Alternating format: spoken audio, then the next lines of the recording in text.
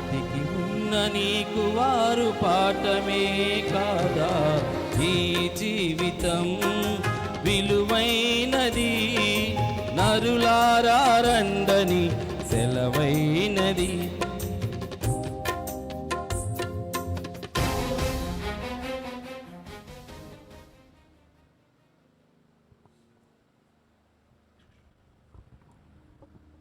మంచిది. ఈ సమయంలో సోదరులు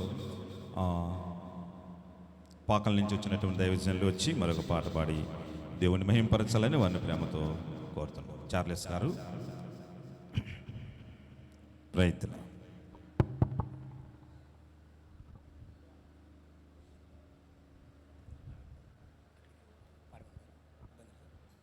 ప్రైజ్ ది లార్డ్.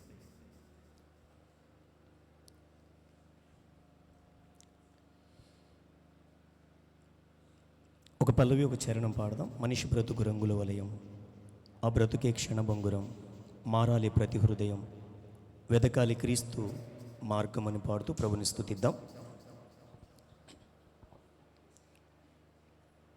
మనిషి బ్రతుకు రంగుల వలయం,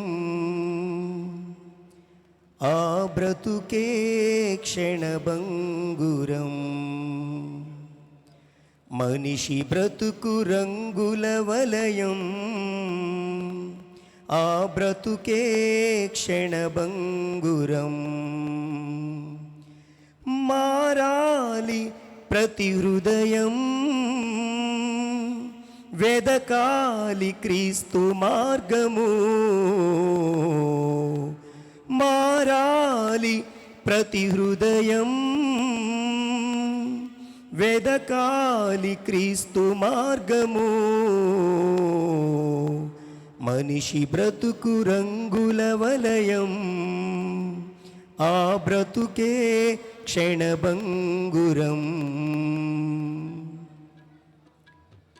గడ్డి పువ్వురా మనిషి జీవితం, గాలి వీచగా చెదరిపోవును. గడ్డి పువ్వురా మనిషి జీవితం, గాలి వీచగా చెదరిపోవును. గాలిలో నిలువని దీపమురా ఇది, గాలిలో ఎగిరే గాలిపటమురా. గాలిలో నిలువని దీపమురా ఇది, గాలిలో ఎగిరే గాలిపటమురా. తెలుసుకో ఓ మానవా, ఈ క్షణమే ప్రభు యేసుని. తెలుసుకో ఓ మానవా, ఈ క్షణమే ప్రభు యేసుని. మనిషి బ్రతుకు రంగుల వలయం, ఆ బ్రతుకే క్షణభంగురం. మనిషి బ్రతుకు రంగుల వలయం, ఆ బ్రతుకే క్షణభంగురం. మారాలి ప్రతి హృదయం, వెదకాలి క్రీస్తు మార్గము. మారాలి ప్రతి హృదయం, వెదకాలి క్రీస్తు మార్గము. మనిషి బ్రతుకు రంగుల వలయం, ఆ బ్రతుకే క్షణభంగురం.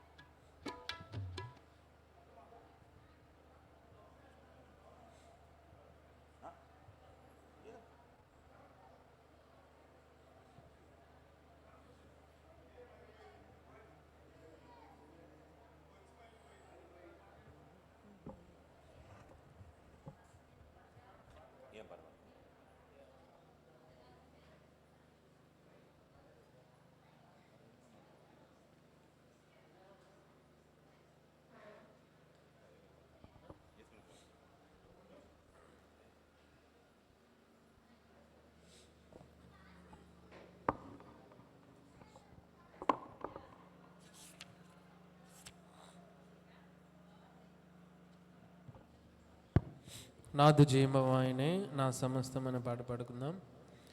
నాదు జీవమాయనే నా సమస్తము నా సర్వస్వమేసుకే నాదు జీవము నాదు దైవము దివి దివ్య తేజము నాదు దైవము దివి దివ్య తేజము నాదు జీవమాయనే నా సమస్తము నా సర్వస్వమేసుకే నాదు జీవము కృంగిన వేళ భంగపడిన వేళ అద్దరికి చేర్చెను చొక్కాని లేని నావలె నేనుండ అద్దరికి చేర్చెను ఆత్మతో నింపెను ఆలోచన చేసెను ఆత్మతో నింపెను ఆలోచన చేసెను నాదు జీవమాయనే నా సమస్తము నా సర్వస్వమేసుకే నాదు జీవము సాతాను ఖైదీనై కుములుచున్న వేళ విడిపించే శ్రీయేసుడే రక్తమంతా కాచి ప్రాణాన్ని బలి చేసి విమోచన దయచేసెను సాతానుని అనుగా ద్రొక్కా అధికార బలమిచ్చెను సాతానుని అనుగా ద్రొక్కా అధికార బలమిచ్చెను నాదు జీవమాయనే నా సమస్తము నా సర్వ నాదు జీవము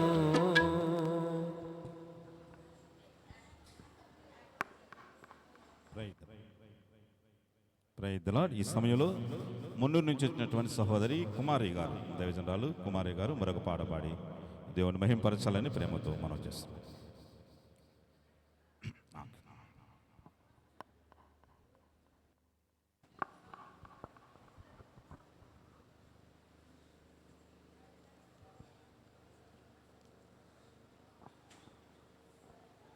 ప్రైజ్ ది లార్డ్. హల్లెలూయా. అందరం కలిసి అందరికీ వచ్చినటువంటి కీర్తనగా తిరిగి రాదు నీ జీవితం అనే పాట పాడి దేవుని నామాన్ని మహిమపరుద్దాం. తిరిగి రాదు నీ జీవితం తెలుసుకో ఒక్కసారి నిజం తిరిగి రాదు నీ జీవితం తెలుసుకో ఒక్కసారి నిజం విన్నావా నీవు విన్నావా యేసయ్య పిలుపు నీవు విన్నావా విన్నావా నీవు విన్నావా యేసయ్య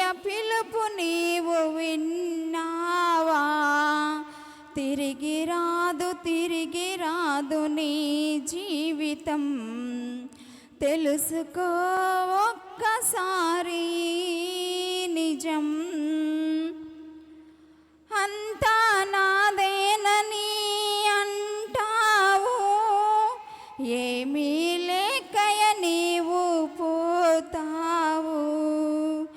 అంతా నాదేనని అంటావు, ఏమీ లేకయ నీవు పోతావు.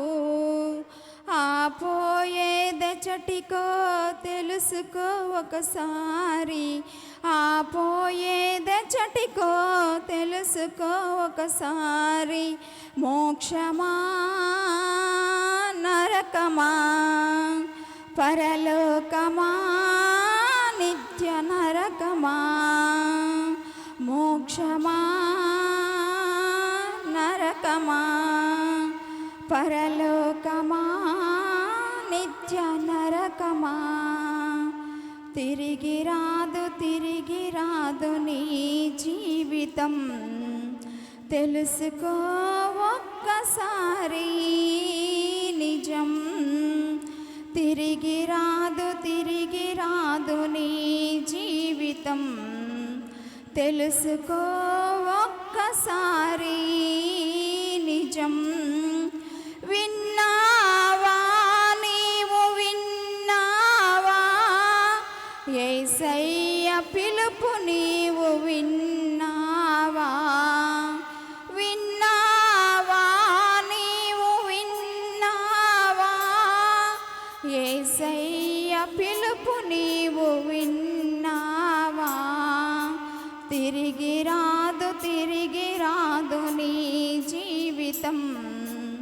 తెలుసుకో ఒక్కసారి నిజం. హల్లెలూయా.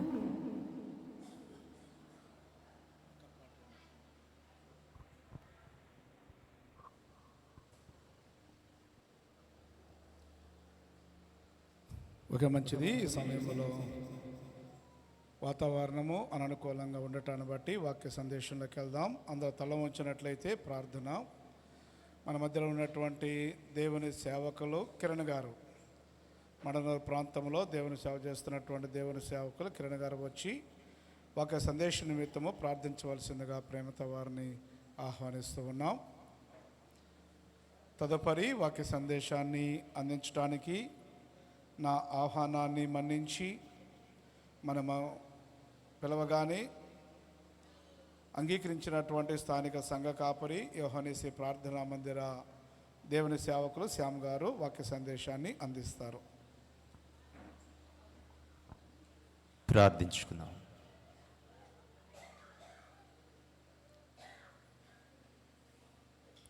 మమ్మలను మిక్కిలిగా ప్రేమించిన మా ప్రియ పరలోకమునందున్న మా తండ్రి, నీ దివ్యమైన శ్రేష్టమైన నామమునకు లెక్కలేని కృతజ్ఞతాస్తుతులు స్తోత్రములు చెల్లించుకుంటున్నాము నాయన.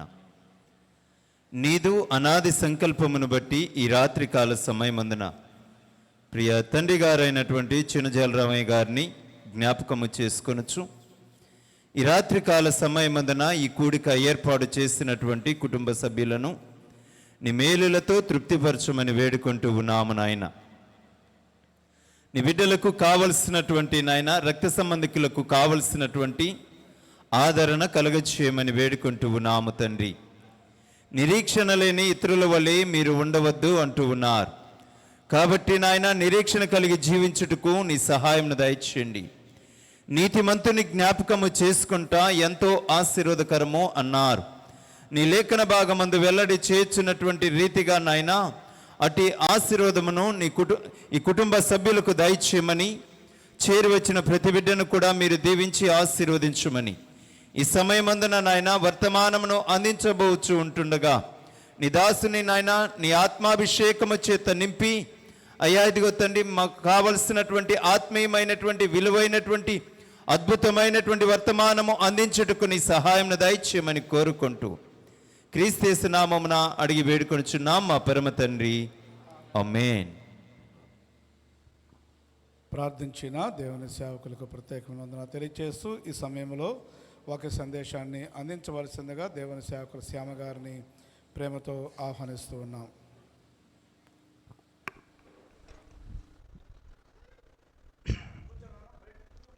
ప్రభునేసు క్రీస్తు వారి శ్రేష్ఠ నామలో చేరువచ్చిన మీ అందరికీ మన రక్షకుడైన యేసే నామలో వందనాలక్క, వందనాలమ్మ. మీ అందరికి ప్రత్యేకమైన వందనాలు. ఇలాగ నేను వాక్యం అందించడం భావ్యం కాదు, కానీ అశోక్ మామకు నా మీద ఉన్న ప్రేమో అభిమానమో ఏదో తెలియదు, కానీ ఎట్టి పరిస్థితిలో నువ్వు వాక్య సందేశం అందించాలని చెప్పేసి గత 10 రోజుల నుంచి మా మధ్య డిస్కషన్ జరుగుతుంది. సో ఏదేమైనప్పటికీ దేవుడిచ్చినటువంటి ఈ యొక్క అవకాశాన్ని కొద్ది నిమిషాల సేపు మన సమయానికి అనుగుణంగా మన ముందు భోజనాలు ఉన్నాయి, వాతావరణం అననుకూలంగా ఉంది. సో దేవుని వాక్యాన్ని కొద్ది నిమిషాల సేపు మనం ఆలకించడంలో ముందుకు కొనసాగుదాం.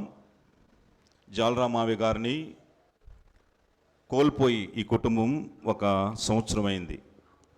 మావయ్య గారు చనిపోయిన తర్వాత అశోక్ మావయ్య నాకు తర్వాత 1 నెల తర్వాత ఫోన్ చేసి అంటే మాట్లాడుకుంటుంటాం, శ్యాము మా నాన్నగారు ఉన్నప్పుడు మా నాన్నగారి ప్రేమ, మా నాన్నగారి ఆప్యాయత, మా నాన్నగారి అనురాగం బహుశా నేను మామూలుగా అనుకున్నాను, కానీ ఆయన చనిపోయిన తర్వాత ఆ స్థలానికి వచ్చేసరికి మా చెల్లి వాళ్ళ బొంకు దగ్గర కూర్చొని నేను వస్తానా రానా అని చెప్పేసి అనుదినము చూస్తూ ఉంటాడు. వచ్చి పలకరిస్తే ఆయనకి ఎంతో ఆనందం, కానీ ఆ స్థలానికి వచ్చేసరికి మా నాన్నగారు గుర్తొచ్చి నా కళ్ళలో నీరు తిరుగుతున్నాయి. ఆయన ఉన్నప్పుడు అర్థం కాలేదు, కానీ ఉన్నప్పుడు మా నాన్న ఉన్నాడులే అని చెప్పి ఏదో పోతూ ఆయనకు కావాల్సిన అవసరాలు తీస్తున్నాను, కానీ ఇలాగ అవుతుందని చెప్పి నేను అనుకోలేదు అని చెప్పేసి చాలా విచారించాడు. కనుక బహుశా ఈ లోకంలో మరణం అనేది సహజం. అయితే ఆ మరణం నొందినటువంటితో ఉన్నటువంటి అనుబంధం లేకపోతే వారితో ఉన్న అనురాగం బహుశా మనము కోల్పోయినప్పుడు వారి లోటు మనకు ఖచ్చితంగా తెలుస్తుందండి. అయితే ఈ యొక్క రాత్రికాల వేళ మరణాన్ని గురించినటువంటి కొన్ని మాటలు జస్ట్ మీకు చూపించేసేసి వాక్య సందేశాన్ని ముగించడానికి నేను ప్రయత్నం చేస్తాను. నీతిమంతుని జ్ఞాపకము చేసుకున్నట ఆశీర్వాదకరమగును అని దేవుని వాక్యం తెలియజేస్తుంది. కనుక అందును బట్టే ఈ ఫ్లెక్స్ చేసేటప్పుడు ఒక చక్కని మాటను ఇక్కడ ప్రస్తావించాను. ఆయన మనస్సు మౌనమే, కానీ ఆయన మనస్సు చాలా విశాలమైనది. నిజదేవుని తెలుసుకొని నిత్యరాజ్యములో స్థానం సంపాదించుకున్న ధన్యజీవి చిన్న జాలరామయ్య గారు, మావి గారు. మనిషి ఎక్కువ మాట్లాడు, చాలా లోతైన మనిషి, చాలా ప్రేమ ఆప్యాయతలు కలిగిన మనిషి. అయితే ఆయన దేవుని నమ్ముకొని చనిపోయాడు కనుక ఆయన మరణం గురించిన విచారం మనకు అవసరం లేదు. అయితే ఈ రాత్రికాల వేళ మరణం గురించినటువంటి కొన్ని ప్రశ్నలు అంత మాత్రమే కాదు, వాటి సమాధానాలు సాటి లేని సత్యవేద గ్రంథమైనటువంటి బైబిల్ గ్రంథము నుంచి మనము చూద్దామండి. బహుశా ఈ యొక్క మాటలు బహుశా ఇప్పుడు వింటున్నటువంటి నేను ఎప్పుడు చనిపోను, నేను చచ్చిపోను అన్న వాళ్ళు ఎప్పుడు వినగాకండి. హ్యాపీగా మీరు ఫోన్లో చూసుకోండి, మీ పక్కవారితో ఆడుకోండి. కానీ నేను ఏదో ఒక సమయంలో ఖచ్చితంగా చచ్చిపోతాను అనేవారు మాత్రమే నేను చెప్పే మాటల దైవ గ్రంథం నుంచి బహుశా ఈ యొక్క మాటలు వినాలని ప్రేమతో మనం చేస్తున్నాం. 37 సంవత్సరాల ఒక యవనస్తుడు అలెగ్జాండర్ ద గ్రేట్ అనే వ్యక్తికి కూడా మరణం తప్పలేదు. ఈ ప్రపంచాన్ని జయించినటువంటి ఆ అలెగ్జాండర్ ద గ్రేట్ బహుశా ఆయన ఒక 3 మిల్లీమీటర్ల ఒక చిన్న దోమకాటు వల్ల చనిపోయాడు. కనుక మరణం అనేది ప్రతి ఒక్కరికి ఎదురవ్వాల్సినటువంటి అనుభవం అండి. కానీ ఆ మరణం గురించి ఆలోచించడానికి ఎవరికి ఇష్టం ఉండదండి, ఎవరికి ఇష్టం ఉండదు. చచ్చిపోయాక బహుశా మన దగ్గరికి ఎవరు వస్తారో మనకు తెలియదు, మనం పుట్టినప్పుడు మనకి ఎవరు వచ్చారో మనకు తెలియదు. కానీ ఈ చావు బ్రతుకుల ఈ యొక్క చావు అంత మాత్రం పుట్టుకల మధ్య ఉన్నటువంటి ఈ చిన్న వ్యవధే జీవితంగా దైవవాక్యం తెలియజేస్తుందండి. కనుక మొదటగా మన చుట్టూ ఉన్న వారిని, మన కుటుంబ సభ్యులను చక్కగా పలకరిస్తూ వారితో ప్రేమాభావాలు పంచుకునే వారిగా ఉన్నాం. రెండవదిగా మనం సృష్టించినటువంటి సృష్టికర్తకు సఖ్యత సమాధానం కలిగి బహుశా ఆ దేవుని కోసం బ్రతకడమే ఈ జీవితం యొక్క ఉద్దేశంగా దేవుడి వాక్యం తెలియజేస్తుంది. అయితే ఈ రాత్రికాల వేళ మరణం గురించినటువంటి ఈ బైబిల్ గ్రంథం ప్రశ్నించినటువంటి కొన్ని ప్రశ్నలు మీ ముందుకు తీసుకురావాలని ఇష్టం కలిగి ఉన్నాను. చూద్దామండి. కీర్తనలు రాసిన గ్రంథం, కీర్తనలు 89వ కీర్తన 48వ వచనంలో ఒక చక్కని ప్రశ్న మనందరినీ దేవాతి దేవుడు ఈ రాత్రికాల వేళ బహుశా సంధిస్తున్నాడు. చూడండి తమ్ముడు, 89వ దావీదు కీర్తన 48వ వచ్చిన భాగం. మరణమును చూడక బ్రతుకు నరుడెవరో. ప్రభునందు ప్రియమైన వాళ్ళ, ఇందులో 2 అర్థాలు ఉన్నాయండి. చావును చూడకుండా బ్రతికేవాడు ఈ లోకములో, ఈ ప్రపంచంలో ఎవరైనా ఉన్నారా అనేది ఒక ప్రశ్న అయితే, చావును రుచి చూడకుండా, చావును అనుభవించకుండా బ్రతికే నరుడు ఎవరైనా ఉన్నారా అనేది 2 రకాల ప్రశ్నలు ఇక్కడ దైవ గ్రంథం మనకు సంధిస్తుందండి.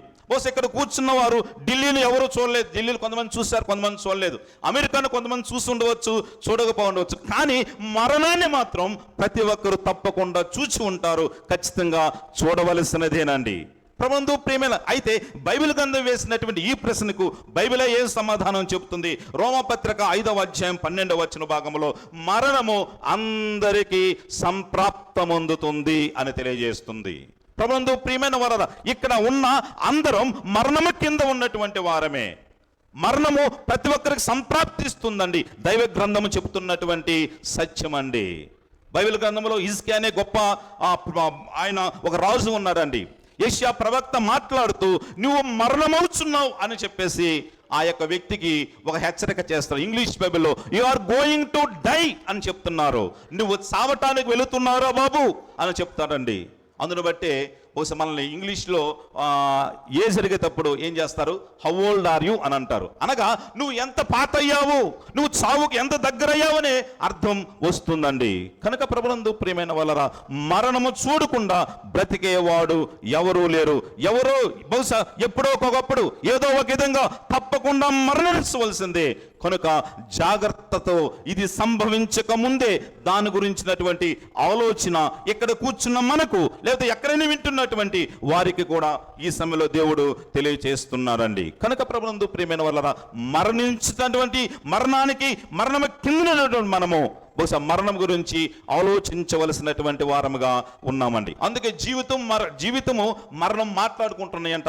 ఒకనొక సమయంలో మరణము జీవితాన్ని ఇలాగ అడిగిందంట, ఓ జీవితమా, నీవు ఎందుకు జనులకు ఇష్టము, మనుషులకు నువ్వు ఎందుకు ఇష్టపడతారు అని చెప్పేసి మరణము జీవితాన్ని అడిగిందంట. అప్పుడు జీవితం ఒక సమాధానం చెప్పిందంటే ఏంటంటే, నేను ఒక అందమైనటువంటి అబద్ధాన్ని, నువ్వు చేదైనటువంటి నిజానివి అని చెప్పిందంట. బహుశా నేను అందంగా అబద్ధం చెప్తాను, నువ్వు జీవించు, బ్రతుకు, ఈ అందమైన లోకములో, ఈ రంగుల లోకములో నువ్వు బ్రతుకు అని చెప్తుంది. కానీ మరణము, నేను తప్పకుండా నీకు ప్రాప్తిస్తాను, ఏదో ఒక రోజు తప్పకుండా నేను తీసుకువెళ్తాను, ఇది వాస్తవం అని మరణం చెప్తుందంట. అందుకే మరణం కంటే జీవితం అంటేనే మనకి ఇష్టం అన్నమాట. ప్రభునందు ప్రియమైన వాళ్ళ, ఎప్పుడో ఒకప్పుడు తప్పకుండా మరణించవలసిందే. మరణం కింద ఉండేటువంటి మనము మరణం గురించి ఆలోచించవలసినటువంటి ఆవశ్యకత ఈ యొక్క చిన్నజాల రామయ్య గారి జ్ఞాపకార్థ కూడికలో ప్రభు మనకు తెలియజేస్తున్నారు. రెండవది, బహుశా యోబు గ్రంథం 14వ అధ్యాయము 10వ వచన భాగంలో కూడా ఒక చక్కని మాట ఉంది. యోబు గ్రంథము 14వ అధ్యాయం 10వ వచనంలో ఇంకొక ప్రశ్న, ఈ బైబిల్ గ్రంథం మరణాన్ని గురించినటువంటి ప్రశ్న మరొకటి వేస్తుంది. ఆ యొక్క ప్రశ్నకు సమాధానం కూడా బైబిల్ గ్రంథం నుంచి చూసుకున్నామని. చదవండి 14వ అధ్యాయము 10వ వచన భాగం. అయితే నరులు కలలేక పగిడి ఉండురు, నరులు ప్రాణము విడిచిన తర్వాత వారేమైపోవుదురు. ఇది ప్రశ్న అండి. ఇది మనందరి మదిలో మెదిలేటువంటి ప్రశ్న అండి. ఇది చాలా విలువైన ప్రశ్న. ఈ ప్రశ్నకు అర్థము తెలుసుకోవాల్సినటువంటి ఆవశ్యకత ఇక్కడ కూర్చున్న మనందరికీ బహుశా మనకున్నదండి. చావే ముగింపు కాదండి. ఒక క్రైస్తవునిగా మన నిరీక్షణ అంత మాత్రమే కాదు, మనం నమ్ముకున్న దేవుడు మనకు బోధించినది చావు మనకు ముగింపు కాదండి. అయితే ఈ యొక్క ప్రశ్నకు సమాధానం బైబిల్ గ్రంథం ఏమి చెబుతుంది అని చూస్తే, జీవితాన్ని మొత్తం ఆపోసపట్టి బహుశా పరిశోధించినటువంటి ఒక వ్యక్తి, ఒక లోకములో జ్ఞానవంతుడుగా పిలువబడిన వ్యక్తి దైవ గ్రంథములో ఆ వ్యక్తి ఉన్నాడు. ఆయన పేరు సొలొమోను అండి. ఆ సొలొమోను చెబుతున్న సమాధానం ఏంటో చూద్దామండి. 12వ అధ్యాయం, ప్రసంగి గ్రంథం 12వ అధ్యాయము 7వ వచనంలో ఒక చక్కని మాట ఉంది. ఆ మాటను కూడా చదువుకున్నాం.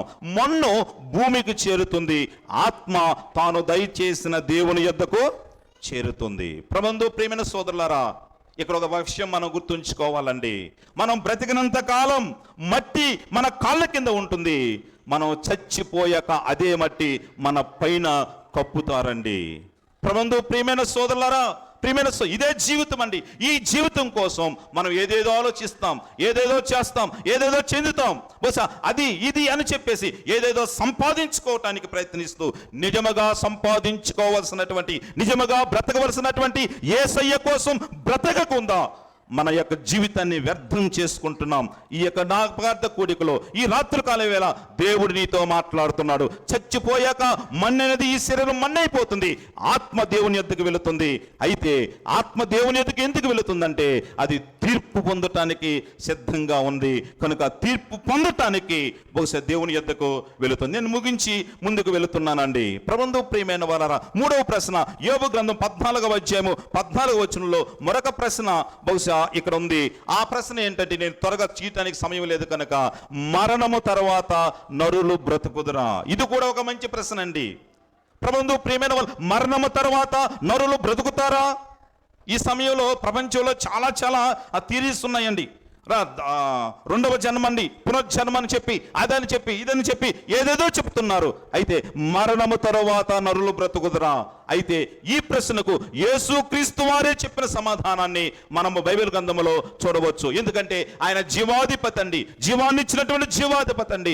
మరణము యొక్క, పాతాళం యొక్క తాళపు చెవులు ఆయన దగ్గర ఉన్నాయి కనుక ఆయన్నే అడిగితే ఈ ప్రశ్నకు చక్కని సమాధానం చెప్తుంది. యోహాను రాసిన వర్తమానము 5వ అధ్యాయము 25వ వచన భాగంలో ఒక చక్కని మాట ఉంది, ఒక చక్కని సమాధానం ఆ యొక్క భాగంలో మనకు తెలియజేస్తున్నాడు. యోహాను రాసిన వర్తమానము 5వ అధ్యాయము 25వ వచన భాగంలో ఒక చక్కని మాట ఉందండి. 5వ అధ్యాయము 25వ వచన భాగం, మృతులు దేవుని కుమారుని శబ్దము విను గడియ వచ్చుచున్నది.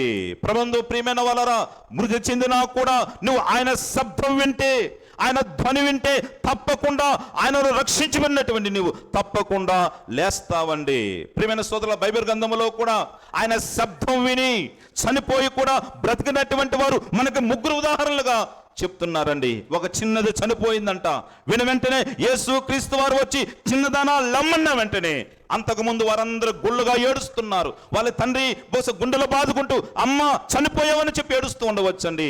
వారి శబ్దానికి లేవలేదు, కానీ యేసుక్రీస్తు వారు వచ్చి చిన్నదానా లెమ్మని వెంటనే ఆ శబ్దం విని, ఆ ధ్వని విని ఆమె లేచినట్లుగా మనం చూస్తున్నామండి.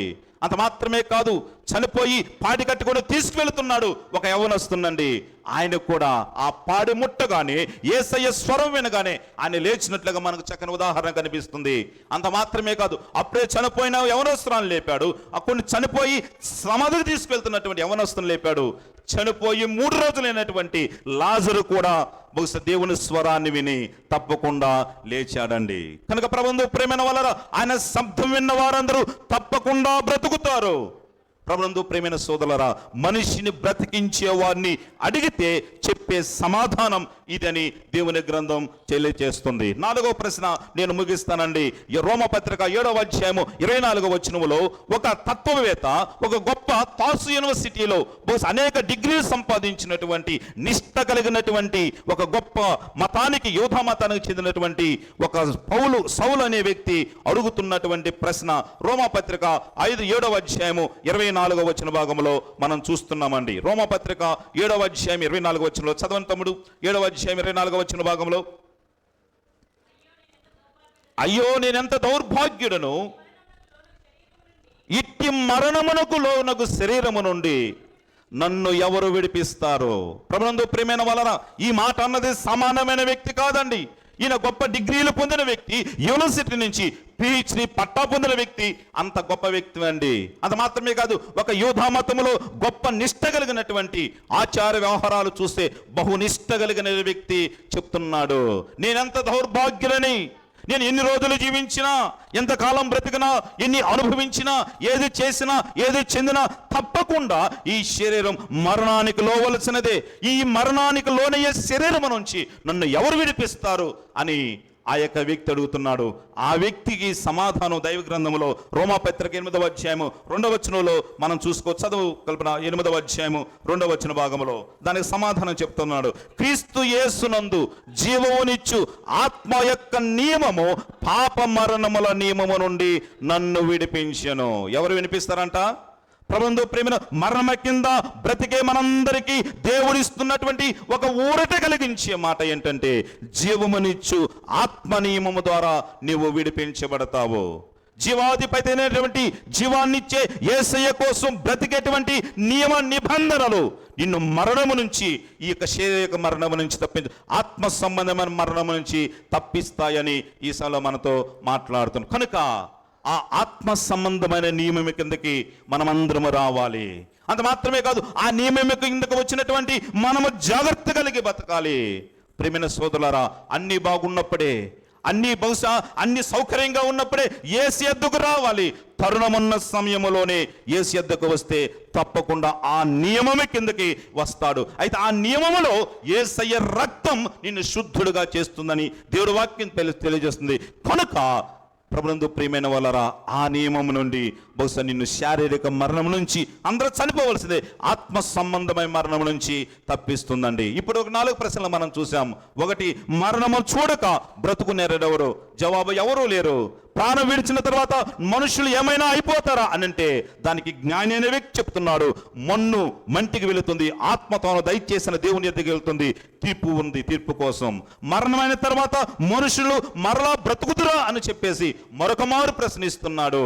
యేసు ప్రభు వారే చెప్పాడు, తన కుమారుని శబ్దం వినిన వారు తప్పకుండా లేచి బ్రతుకుతారని చెప్తుంది.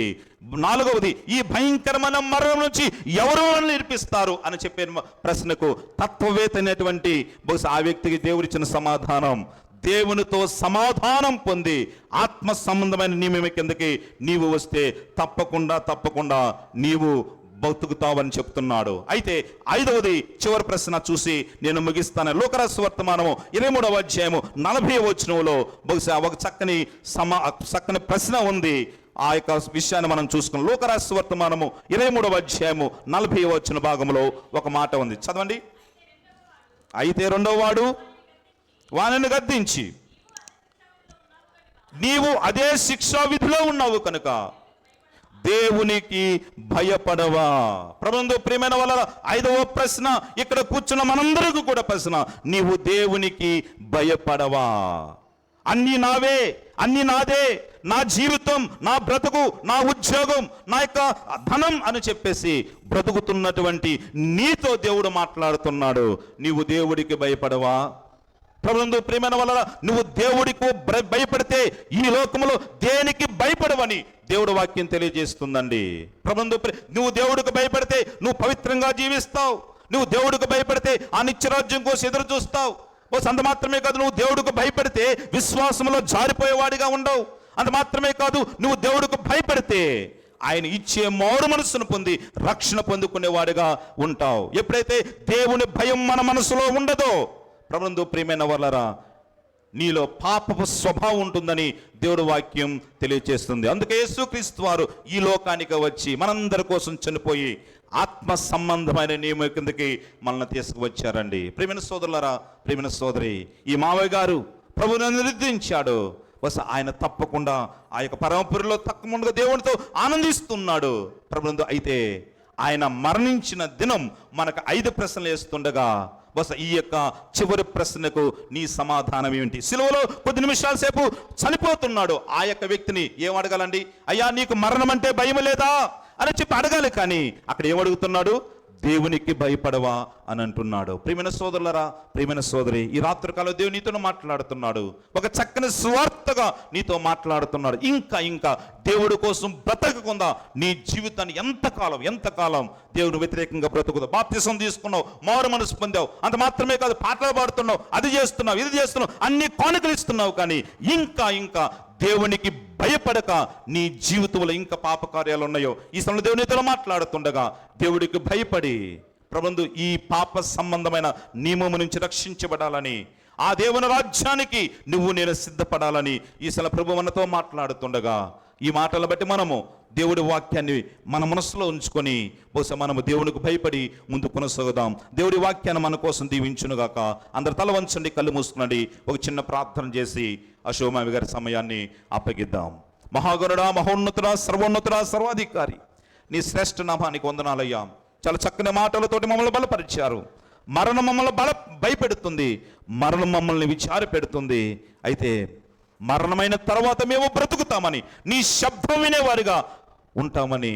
అంత మాత్రమే కాదు, నీకు భయపడేవారిగా ఉంటే ఈ విషయాలన్నీ మా జీవితంలో జరుగుతాయని చాలా చక్కని స్వార్థమానాన్ని మాకు అనుగ్రహించి, ఇంకా నీకోసం బ్రతకకుండా, నీకు భయపడకుండా జీవిస్తున్నటువంటి ఎవరైతే ఉంటే వారితో మాట్లాడండి, మారు మనసు దయచేయండి, రక్షణ దయచేసి నీ కృపలో ముందు కొనసాగించమని యేసుక్రీస్తు వారి శ్రేష్ఠ నామములో ప్రార్థించి స్తుతించి అడిగి వేడుకుంటున్నాం తండ్రి. ఆమేన్, ఆమేన్.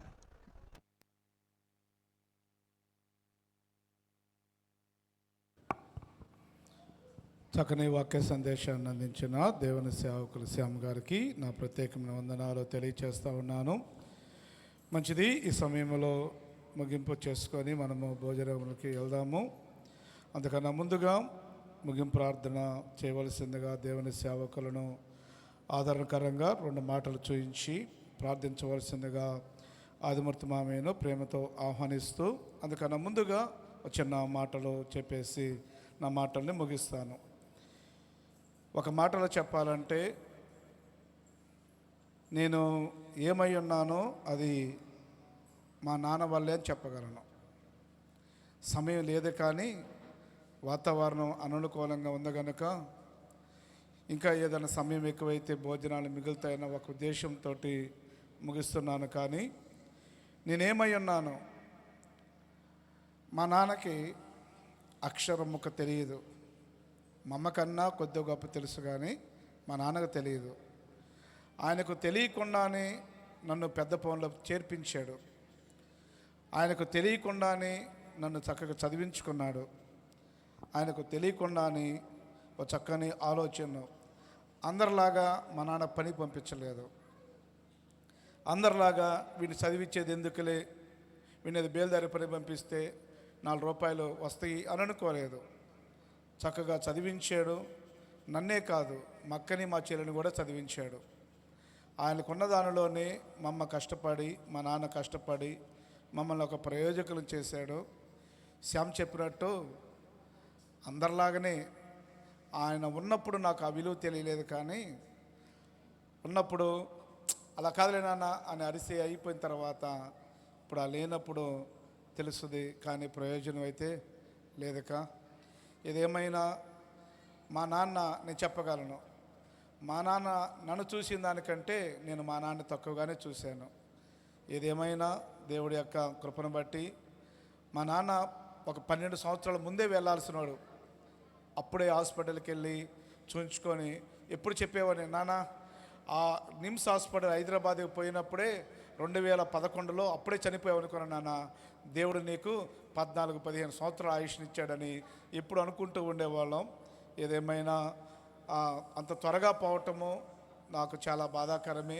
ఇంకొక సంవత్సరం ఆగున్నట్టయితే మనవరాలను కూడా చక్కగా డాక్టర్లుగా పూర్తి చేసుకొని, నాన్న ఇంకొక సంవత్సరం ఆగనా నీ మనవరాలు నీకు వైద్యం చేస్తారు, ఇంకా చక్కగా బతికించుకుంటారు అని చెప్పేవాడిని. కానీ అననుకూలంగా పరిస్థితిని బట్టి వెళ్ళిపోవటం బాధాకరమే. బాధ అయినా మా నాన్న మంచంలో పడకుండా చక్కగా మా అందరితోటి మాట్లాడుతూ ఈ లోకాన్ని విడిచిపెట్టాడు. అయితే ఒక నిరీక్షణ ఏంటి, మనమే బాధపడకూడదు కదా. ఈ లోకాన్ని విడిచిన చిన్న వాళ్ళు చదువుకోలేదు కనుక పెద్దగా బైబిల్ చదువుకోరు. వాళ్ళు చదువుకోలేదు కనుక రోజు ప్రార్థన చేసుకోకపోయినా వారికి ఉన్నటువంటి మంచి మనసును బట్టి దేవుడి దగ్గర సంతోషంగా ఉన్నాడు. రేపు మా నాన్న చూస్తాను, మా నాన్న గుర్తుపడతాను.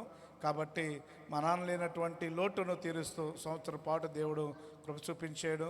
మా అమ్మ కొరకు ప్రార్థన చేయండి, మా కుటుంబ ఆదరణ నిమిత్తం ప్రార్థన చేయండి, మా కుటుంబ అవసరాల నిమిత్తము ప్రార్థన చేయాలని మనసారా కోరుకుంటున్నాను. అయినా ఈ వాతావరణము ఇంత అననుకూలంగా ఉన్నప్పటికీ, వాస్తవానికైతే అనుకోలేదు కానీ ఉదయం ఈరోజు కాసినటువంటి ఎండను బట్టి ఇంత ఎక్స్పెక్ట్ చేయలేదు. కానీ ఆ అననుకూల వాతావరణాన్ని దేవుడు తీసుకొచ్చినప్పటికీ కూడా ఈ జనరేటర్ ద్వారా ఈ కొద్ది మందికైనా మనం కూడుకోవడానికి దేవుడు కృప చూపించాడు. అందుని బట్టి దేవుడికి ఎంతైనా నేను కృతజ్ఞతని తెలియచేస్తున్నాను. ఈ సమయంలో చేరువచ్చిన మీ అందరికీ వర్షం పడుతున్న వాతావరణం అననుకూలంగా ఉన్నా, కరెంటు లేకపోయినా మీరందరూ నా మీద ఉన్నటువంటి గౌరవాన్ని బట్టి వచ్చినటువంటి మీ అందరికీ మరొక మారు వందనాలు తెలియచేస్తూ, నేను ఆహ్వానించిన వెంటనే దేవుని సేవకులు కిరణ్ గారు, వారి యొక్క కుటుంబం చెల్లి వారిద్దరు వచ్చారు. వారికి ప్రత్యేకమైన వందనాలు. అదేవిధంగా చార్లెస్ గారు అదేవిధంగా చెల్లెలు వాళ్ళిద్దరూ వచ్చారు. వాళ్ళిద్దరిని నేను కొద్ది రోజుల క్రితం పరిచయమైన తర్వాత కొన్ని సంవత్సరాల నుంచి మాతో చక్కని అనుబంధం. నేను ఏ చేస్తున్నా వారు చక్కగా ఆహ్వానిస్తూ ఉన్నాను. వారు కూడా నాతో చక్కగా కలిసి పరిచయాలు ముందుకు సాగుతూ ఉన్నారు. అందుని బట్టి వందనాలు. అది మాత్రమే కాదు, దేవుని సేవకుల ద్వారా ప్రకటన చేయించిన వెంటనే వచ్చినటువంటి ఇమ్మానుయేల్ మందిర ప్రార్థనా మందిర సంఘ కాపరికి, సంఘస్థులందరికీ కూడా వందనాలు తెలియచేస్తూ మా కుటుంబ ఆదర నిమిత్తము ప్రార్థన చేయాలని మనం చేస్తూ ఉన్నాం. ఎందుకనంటే కొద్దిగా పరిస్థితులు అననుకూలంగా ఇల్లు లేకపోవటాన్ని బట్టి పెద్దగా పగల చేసేసి ఆ పరిస్థితుల్లో నాకు అనుకూలంగా లేకపోవటం వలన ఈ విధంగా జరగటానికి దేవుడు కృప చూపించాడు. దేవుడి చిత్తమైతే గృహాన్ని కట్టుకున్న తర్వాత 2, 3 చక్కగా చేయాలని నేను ఆశపడుతూ ఉన్నాను. మా కుటుంబ ఆదర నిమిత్తము, మా అమ్మ ఆదర నిమిత్తం ప్రార్థన చేయండి. మా అమ్మ ఒక వారం క్రితమే కంటి ఆపరేషన్ చేయించుకుంది. అందుని బట్టి ఆమె ఆరోగ్య నిమిత్తము కూడా ప్రార్థన చేయాలని మనసారా కోరుకుంటున్నాను. మా వందలు చెప్తావా? దా.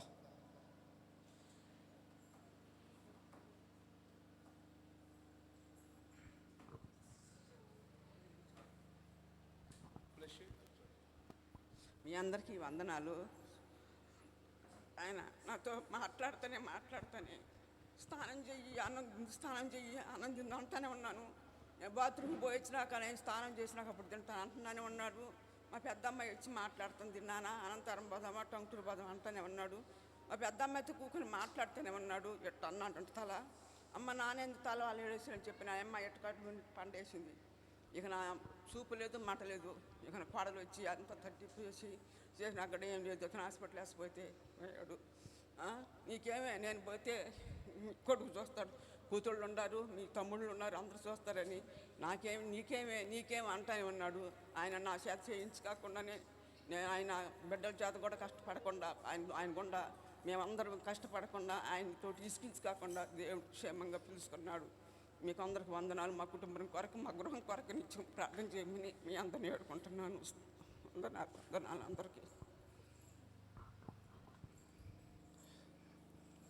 ఓకే, మంచిది.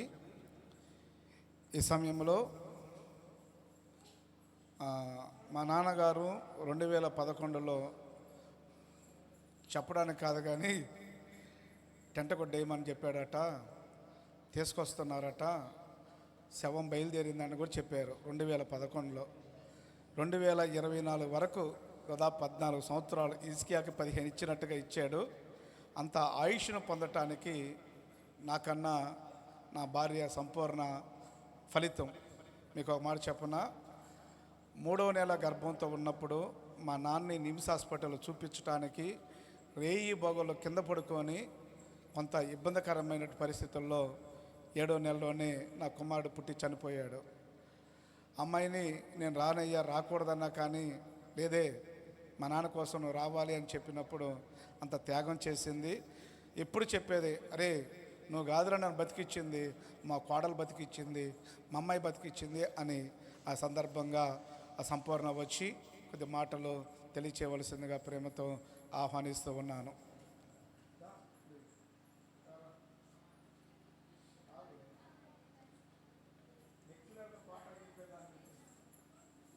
ఓకే, అది మాత్రమే కాదు, మా మామయ్య పెద్ద మామయ్య కుర్చేల్లో రేపులేని ఎల్లుండు పెద్ద parents day, mega parents day meeting ఉండటం వల్ల సెలవులు ఎవరికి ఇవ్వడం లేదు, అందువల్ల రాలేకపోయాడు. చిన్నల్లుడు మహేష్ వచ్చి మా నాన్న గురించి 2 మాటలు తెలియచేస్తాడు. మా చిన్నల్లుడు కూడా దేవుడు పరిచర్యలో ఉద్యోగం చేసుకుంటూ పరిచర్య చేస్తున్నాడు. వాళ్ళ మామయ్య గురించి 2 మాటలు తెలియచేస్తాడు. ఆ తర్వాత ఆదిమూర్తి మామయ్య ముగింపు ప్రార్థన చేస్తాడు. రా మహేష్.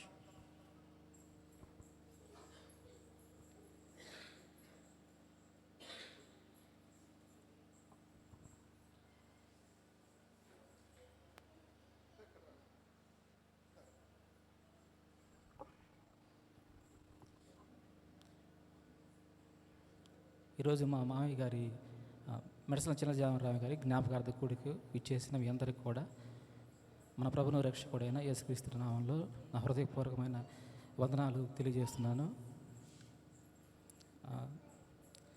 మా మామయ్య గురించి చెప్పాలంటే 2 మొక్కల్లో చెబుతానండి.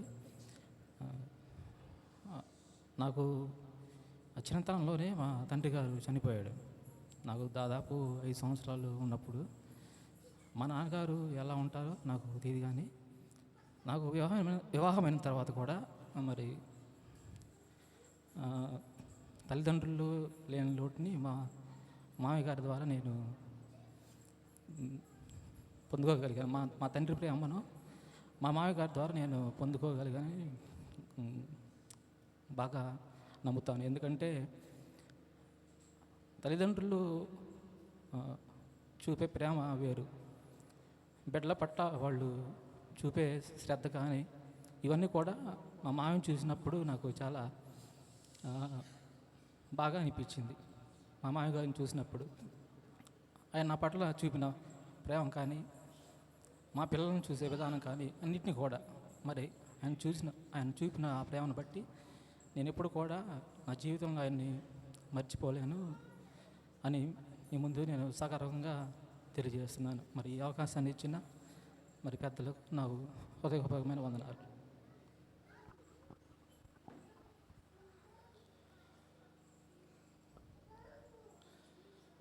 ఓకే, మంచిది.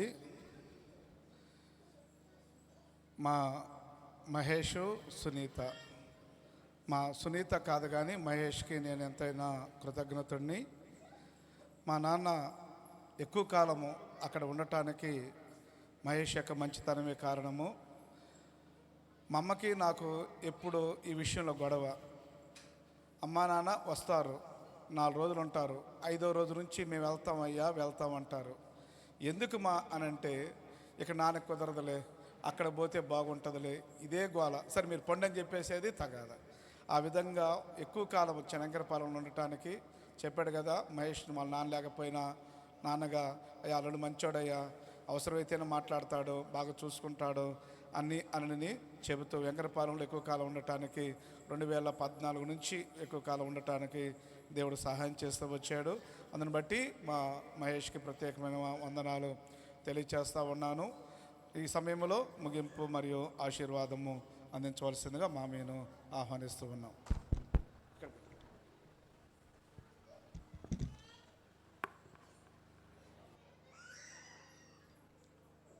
దేవునికి స్తోత్రములు. అమ్మ ఎవరు మాట్లాడుకోవద్దు దయచేసి.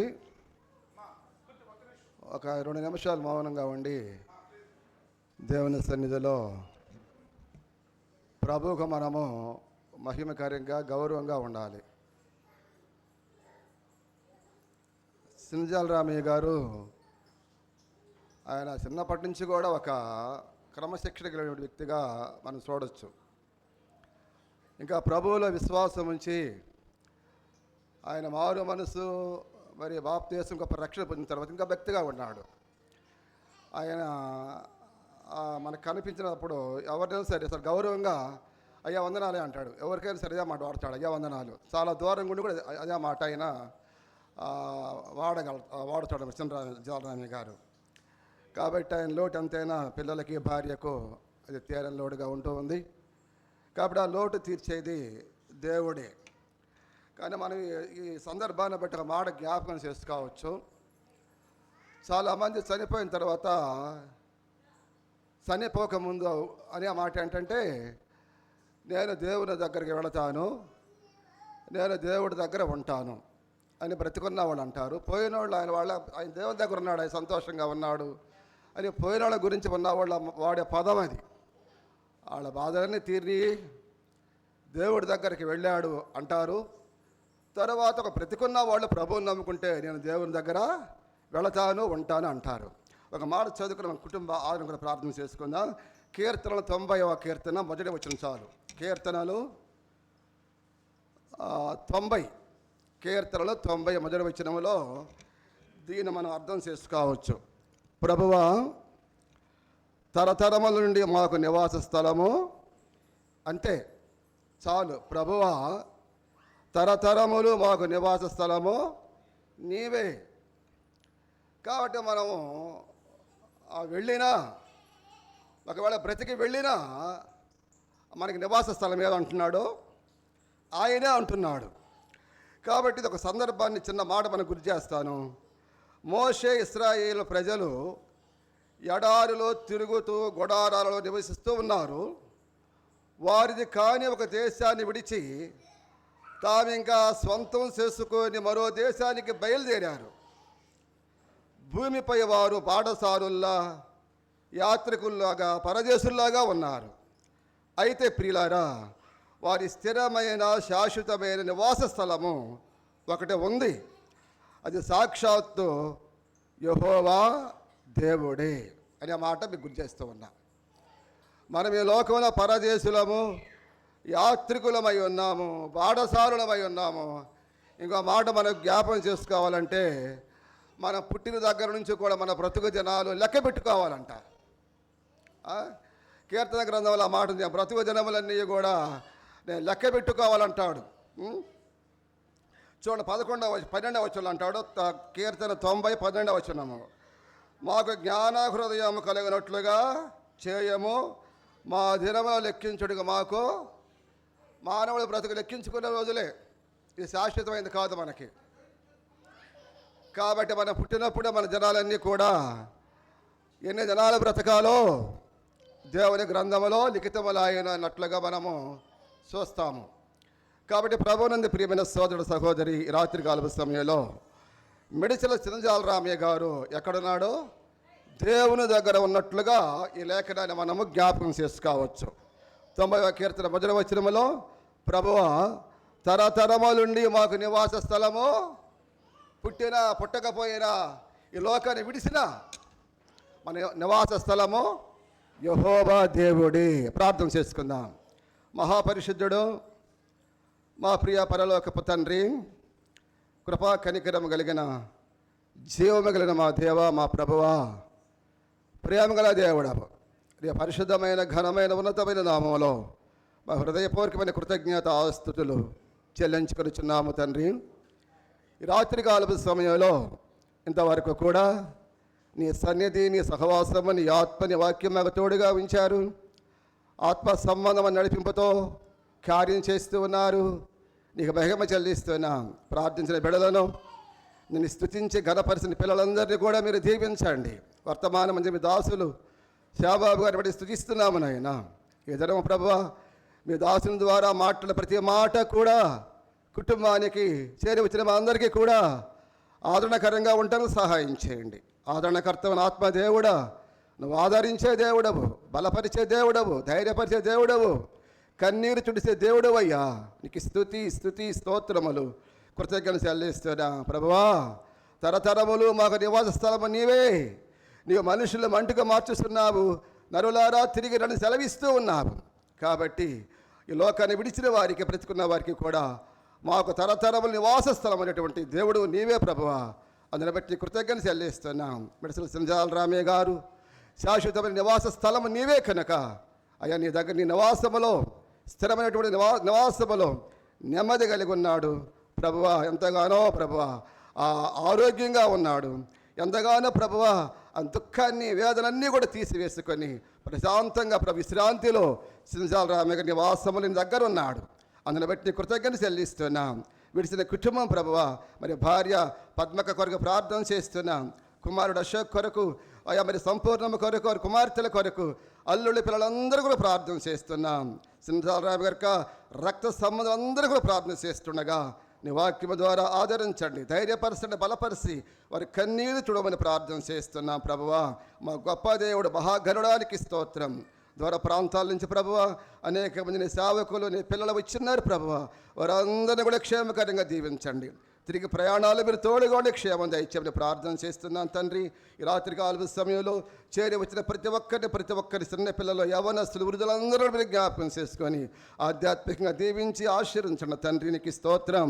మా ప్రభువా, మా దేవా, వాతావరణం కొంచెం అనుకూలంగా ఉన్నప్పటికీ కూడా అన్ని విషయాల్లో మీరు తోడుగా ఉండి సహాయం చేస్తూ ఆధ్యాత్మిక ఆత్మ సంబంధమైన కార్యాన్ని మీరు జరిగిస్తున్నారు. అందుని బట్టి కృతజ్ఞతలు చెల్లిస్తున్నాం. సహోదరి పద్మకు నాయన కన్ను ఆపరేషన్ జరిగించుకుంటుండగా ఆ కంటిని మీరు ముట్టండి, స్వస్థపరచండి, సంపూర్ణ సూపుని కుమార్తెకి దయచేయమని ప్రార్థన చేస్తున్నాం. వారు కూడా గృహ విషయమే ప్రార్థన చేస్తున్నాం ప్రభువా.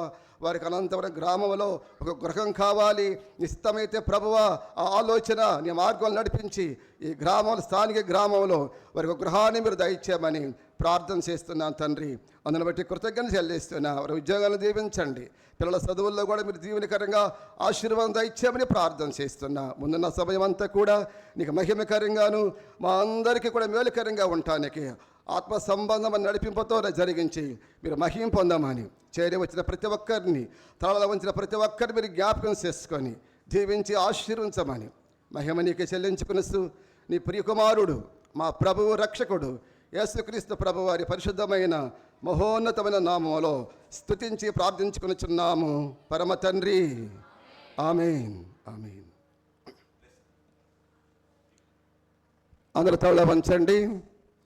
ప్రభువైన యేసుక్రీస్తు కృపయు, దేవుని ప్రేమయు, పరిశుద్ధాత్మ సహవాసము సమాధానమును సర్వలోకముల సకల పరిశుద్ధులకు అందరికను తల వంచిన మనకు అందరికను ప్రత్యేకముగా సహోదరుడు చిరంజీవి గారి కుటుంబానికి బిడ్డలకు భార్యకును సదాకాలము తోడయుండుగాక. ఆమేన్. ఆమేన్. వందనాలు. ఓకే, మంచిది. ఇప్పటి వరకు ఓపికగా కూర్చుని మీ అందరికీ ప్రత్యేకమైన వందనాలు తెలియజేస్తున్నాం. అంత మాత్రమే దూర ప్రాంతాల నుంచి వచ్చినటువంటి ప్రియ సోదరు కిరణ్ అన్న గారికి, వారి దంపతులకు, అలాగే చార్లెస్ అన్నకు, వారి దంపతులకు ప్రత్యేకమైన వందనాలు తెలియజేస్తున్నాం. ఈ కూడిక చేరి వచ్చిన దైవజనులు ఆదిమూర్తి గారికి కూడా ప్రత్యేకమైన వందనాలు. ఈ కూడిక ఘనంగా ఏర్పాటు చేయాలని చెప్పి మావయ్య గారు ఆశపడ్డారు, కానీ కొన్ని అనివార్య కారణాల వల్ల క్లుప్తంగా ముగిస్తున్నాడు. సో దేవుని చిత్తమైతే ఒక చక్కని గృహాన్ని ఏర్పాటు చేసుకుని మావయ్య గారు వచ్చే సంవత్సరం దేవుని మహిమకరంగా ఈ యొక్క కూడికలు జరిగిస్తారు. అంత మాత్రమే కాదు, 2 డాక్టర్లు మావయ్య గారి కుమార్తెలు, ఒక అమ్మాయి MS చదువుతుంది, అది ఒక అమ్మాయి ఫైనల్ ఇయర్ చదువుతుంది. వారి 2 డాక్టర్ల నిమిత్తం ప్రత్యేకంగా ప్రార్థించాలని ప్రేమతో మనం చేస్తున్నాం. మావయ్య గారు అనుమతి లేకుండా చెప్తున్నాను. ఇందాక ఒక వాగ్దానం చేశాడు. మా పెద్ద కుమార్తెకి కానీ MS-లో చక్కని సీట్ వస్తే ఈ యొక్క చర్చికి AC సెంట్రలైజ్ చేస్తాను. ఆమెన్. ఆమెన్. తప్పకుండా MS-లో సీట్ రావాలి. మనం చల్లగా దేవుణ్ణి ఆరాధించే వారిగా ఉండాలని ప్రేమతో, మీ అందరికీ ప్రేమతో వారు భోజనాలు చేశారు. మీరందరూ కొద్దిగా వీలుగా కూర్చున్నట్లయితే ఆ తర్వాత మీరు భోజనాలు స్వీకరించవచ్చు. అందరూ చిన్న తల ఉంచండి, చిన్న ప్రార్థన చేసుకుని. పరిశుద్ధుడా నీకు వందనాలు, స్తోత్రాలు చెల్లిస్తున్నాం. అననుకూలమైన పరిస్థితిలో చక్కగా నీ వాక్యాన్ని వినిపించారు, క్రియాన్ని జరిగించారు. సిద్ధపరిచిన భోజనాలు దీవించండి, పవిత్రపరచండి. మాకు దీవెనకరంగా చేసి అయ్యా తినువారిని, పుచ్చుకున్న వారిని, అంత మాత్రమే కాదు వడ్డించే వారిని దీవించమని మా ప్రాణప్రేరణే శరణంలో ప్రార్థించి స్తుతించి భుజిస్తున్నాం తండ్రి. ఆమేన్. ఆమేన్. ఓకే మావయ్య, ఇక్కడ కూర్చోమంటారా? ఓకే, ఇక్కడ రౌండ్ షేప్లో కూర్చోండి. అమ్మాయి చేసేసిన కూర్చోండి. మీకు యవనస్తులు ఒక్కొక్కరు ప్లేట్ అందిస్తారు. చిన్నపిల్లలు కిందే కూర్చున్నానా?